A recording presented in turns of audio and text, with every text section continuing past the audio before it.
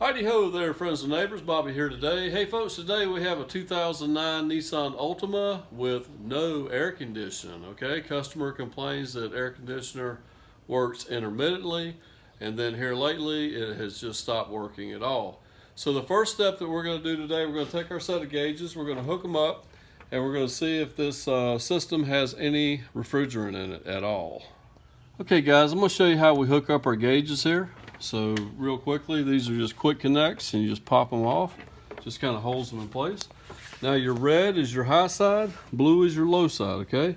And on this car, everything's nice and easy to get to. This is the high side fitting, and the way that you can tell that, it's actually larger in diameter than your low side fitting, okay? As you can see, this is a lot larger than that one. So we're gonna go ahead and hook our red fitting up to our high side fitting there, and it just quick connects on there. We'll go ahead and hook up our low side as well, and it'll actually just quick connect on there as well. Now you need to turn these clockwise until you depress the little straighter in there, and then we can take a reading on our gauges.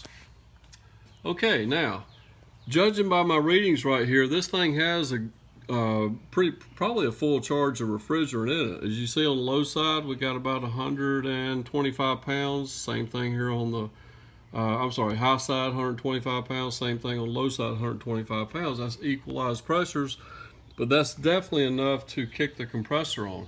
So we're going to go ahead and continue on. We're going to crank this car and see if this compressor is actually working. Okay, we have the engine running, AC is turned to max position, and we still have equalized pressures, okay? One of two things could be occurring. Either the compressor is not coming on, or the compressor is actually equalized, okay? It's pumping, but it's not actually, it's turning, but it's not actually pumping. So what I'm gonna do to confirm which one is which, I can look down here with a flashlight and I can see that the compressor is not engaged, okay? The clutch is not engaged, so we have some sort of electrical problem, okay? So we will have to turn our diagnostic toward that direction. Okay guys, first thing I did is found the fuse box, relay box, and I found the air conditioning fuse. It's actually this 10 amp fuse right here. I'm taking a test light and putting it on both sides of the fuse. So now we know that our fuse is good going to the compressor. All right guys, I'm gonna pull this air duct out of here to where I can get my hand down to the compressor.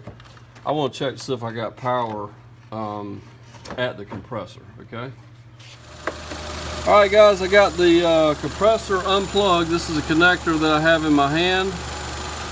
I'm gonna check to see if we have power on either one of these wires, and we do. We got power here. And this one here is probably a ground. We can easily check that by taking our test light and hooking it up to the positive terminal right quick. We can check to make sure this wire is grounded. And sure enough it is. Okay, so we got power and ground here at the compressor. So we might have a bad compressor coil. Okay guys, by some mechanical marvel, I don't know what the heck happened here, but we actually have the AC working now. Notice our low side reading is around 40, high side's around about 145 or so. The compressor did kick on after I plugged it back in. I don't know if we have a lazy clutch coil there that sometimes will engage and sometimes won't. We may look into, the customer actually had the compressor replaced here a while back.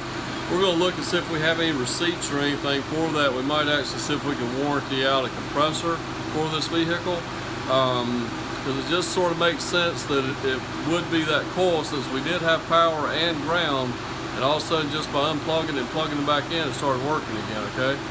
Could be a couple other little things on this thing, it could be, but I'm kind of leaning toward that compressor coil for right now.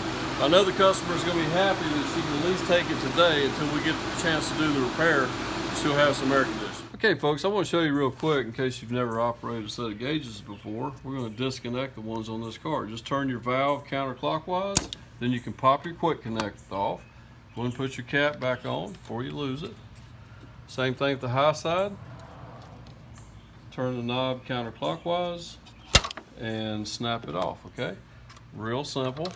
And now we'll take our two leads here and we will pop them back on up here where they belong. Keeps them from dragging along on the floor and getting dirt in the ends of them.